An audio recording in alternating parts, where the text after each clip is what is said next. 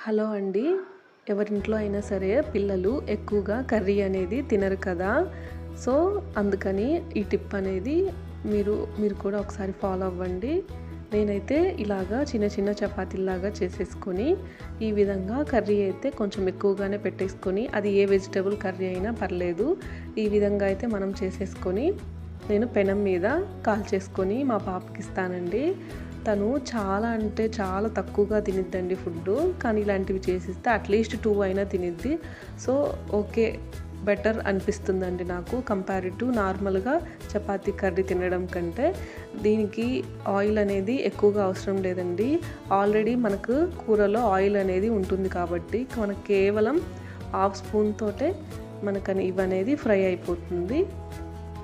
ఈ విధంగా అయితే పెనం మీద కొంచెం ఆయిల్ వేసేసుకొని కొంచెం హీట్ అయిపోయాక ఇవి మనం వేసేసుకొని రెండు వైపులకి తిప్పుతూ కాల్చుకోవాలండి.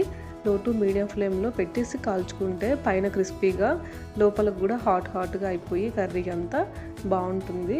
ఒక్కసారి కంపల్సరీ మీరు కూడా ట్రై చేసి ఎలా ఉంది అనేది నాకు తప్పకుండా కామెంట్ చేయండి.